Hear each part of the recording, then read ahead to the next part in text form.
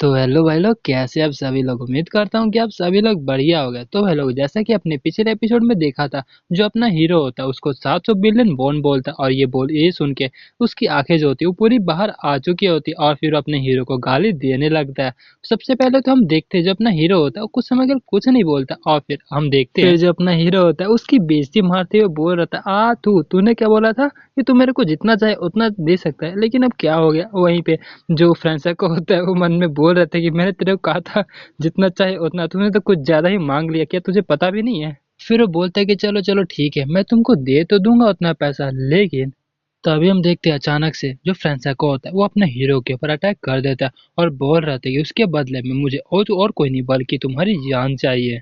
और फिर यही बोल के वो दोबारा से काफी खतरनाक जो अटैक होता है वो अपने हीरो के ऊपर कर देता है, लेकिन अपना जो हीरो होता है उसको जंप मार के डॉज कर लेता है। फिर जो अपना हीरो होता है उसको बोल रहे थे कि तू तो सच में काफी ज्यादा रेकलेस हो रहा है, क्या तुझे ये नहीं लगता कि मैं इसको ब्लॉक कर दूंगा। लेकिन ये सुन के भी जो फ्रांसिस्को होता है वो बिल्कुल भी नहीं डरता है, और बोल रहे थे कि अगर तुझे ट्राई करना है तो ट्राई कर सकता है, मैं बिल्कुल भी इससे नहीं डरने वाला। और भाई लोग, जो इसने हाथ से अपने एनर्जी से एक निकाला है वो बिल्कुल वुल्वरिन टाइप का लग रहा है, क्यों है ना। और वो अपने हीरो को बोल रहा था कि मुझे ये तो नहीं पता कि तू आखिरकार कौन सी प्लानिंग जो है वो कर रहा है, लेकिन तू इसको कभी भी ब्लो अप नहीं करने वाला, ये तो मैं कंफर्म हूँ। और फिर वो बोल रहे थे कि वेल तूने मेरे से क्या मांगा था, तूने मेरे से 700 बिलियन यूरोज मांगा था ना, चल ठीक है, देखते हैं क्या तू आखिरकार उतने पैसे ले भी सकता है या फिर नहीं। और यही बोल के अपने हीरो के ऊपर काफी सारे जो एक एनर्जी से बना हुआ अटैक होता है वो अपने हीरो के ऊपर कर देता है। और वहीं पे जो अपना हीरो होता है उन सबसे डोज कर रहा था, डोज तो नहीं, इसको डिफ्लेक्ट कर रहा होता है अपने स्पेयर की मदद से। और जो अपना हीरो होता है वो मन में बोल रहा था कि इसको जो मेरा ट्रू इंटेंशन है वो पता चल गया, कि मुझे पता है कि मैं इसको नहीं फोड़ने वाला। अगर यहाँ पे सिचुएशन काफी खराब हो जाती है तो मैं इसको फोड़ दूंगा, और जो थैरी का डिवाइन स्पीड मेरे अभी हाल ही में सीखा है उसका इस्तेमाल करूंगा, लेकिन अभी के लिए मैं इसका इस्तेमाल नहीं कर सकता क्योंकि मैंने अच्छी से उस स्किल को माहिर अभी तक नहीं किया, और वैसे भी मैं उस स्किल का इस्तेमाल नहीं कर सकता क्योंकि ये दोनों बास्टर मेरे को करना ही नहीं देंगे। फिर जो फ्रांसिस्को होता है वो एजनिस को बोल रहा होता है कि एजनिस अब तू क्या कर रही है, ये जो बास्टर है वो अभी के लिए इसको डेनोट मतलब इसको फोड़ने वाला नहीं है। और जो अपना हीरो होता है वो फ्रांसिस्को को बोल रहा था कि तू तो सच में हर एक चीजों को समझने में काफी ज्यादा आगे है, मेरे ख्याल से तुझे ये एक्सपीरियंस मिला है क्योंकि तूने पहले भी काफी सारे जो बॉम्ब टेररिस्ट अटैक है वो करवाए हैं, क्यों है ना।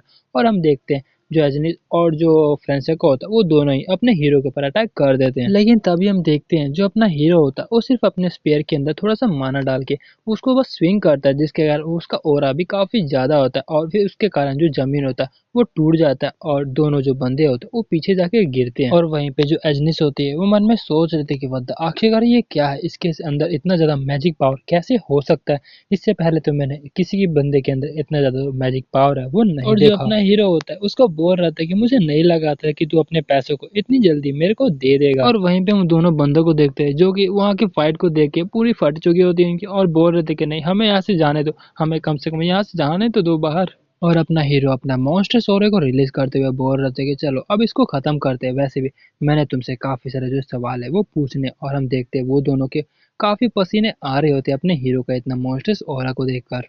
और फिर जो अपना हीरो होता है वो सन वुकोंग का दिया गया स्किल को इस्तेमाल करने लगता है। सबसे पहले बोलता है डिस्पर्स, जिसके कारण वहां पे काफी बड़ा धमाका आता है, और जिसके कारण जो फ्रेंड्सको होता है उसको काफी बड़ा चोट लगता है। और मन में बोल रहे थे ये जो अटैक था उसने मेरे को डायरेक्ट तो हिट नहीं किया, लेकिन इसके कारण मैं काफी ज्यादा इंजर जो हो चुका हूँ, और इसके मुंह से खून भी आने लगता है।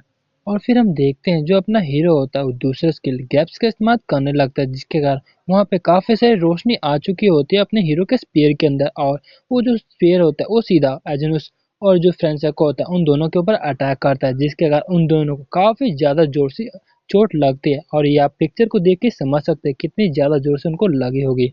लेकिन हम देखते हैं वो दोनों फिर भी हार नहीं मानते, और अपनी जितनी भी एनर्जी होती है उन सबको इकट्ठा कर रहे होते हैं, और फिर वो दोनों ही साथ में बोल रहे थे कि तुझे क्या लगता है कि हम इस तरह से तेरे से हार जाएंगे। और फिर वो दोनों ही साथ में मिलकर अपने हीरो के ऊपर अटैक कर देते हैं, और उन दोनों का ये अटैक काफी ज्यादा पावरफुल होता है। लेकिन हम देखते हैं जो अपना हीरो होता है उन दोनों के अटैक से बच चुका होता है, और ये देख के वो दोनों ही मन में बोलते हैं नामुमकिन, ऐसा कैसे हो सकता है। हम दोनों के मिले हुए अटैक को डोज कर लिया, जो कि कैटलिज्म हीरो के अटैक के बराबर हो चुका था। आखिरकार इसने कैसे किया। और फिर हम देखते हैं अपना हीरो लास्ट स्किल यानी पेयर्स का इस्तेमाल करने लगता है, और फिर उस स्किल का नाम लेता है, और उस स्किल का जो अटैक होता है वो सीधा उन दोनों के सामने आ चुका होता है। और फिर हम देखते हैं वहां पे काफी बड़ा धमाका होता है। फिर हमें कुछ समय बाद का सीन दिखाया जाता है जहाँ पे जो फ्रांसेस्को होता है वो मरा नहीं होता बल्कि जिंदा होता है और फिर वो अपनी आंखों को खोलता है और हम देखते हैं अपना हीरो भी वहीं पर होता है और फिर फ्रांसेस्को को बोल रहा था कि क्या बात है तुम जाग चुके हो अब। और अपना हीरो उसको बोल रहा था कि तुम तो सच में काफी जल्दी जाग चुके हो, मेरे को लगा था तुम्हें जागने में अभी और टाइम लगेगा। और हम देखते हैं जहाँ पे अपने हीरो ने अटैक किया होता है वो पूरी बिल्डिंग ही खत्म हो चुकी होती है और ये देख के वो फ्रांसेस्को भी काफी हैरान होता है। लेकिन फिर तभी हम देखते हैं जो फ्रांसेस्को होता है वो पागलों की तरह हंसने लगता है और अपना हीरो मन में सोचता है कि अब इस बोंदू को क्या हो गया यार। और हम देखते जो फ्रांसेस्को होता है वो मन में हंसते हुए बोल रहा था कि इवन जो आंद्रे जो कि कैटलिज्म हीरो जिसने कि पूरी माफिया सोसाइटी को एक खतरे में डाल दिया था वो भी इस तरह का बंदा नहीं था। इस तरह की ओवरवेलिंग स्ट्रेंथ ये कुछ ऐसा नहीं है कि जो मैं और जो एजनिस है वो दोनों साथ में मिलकर इसका मुकाबला भी कर सकते हैं।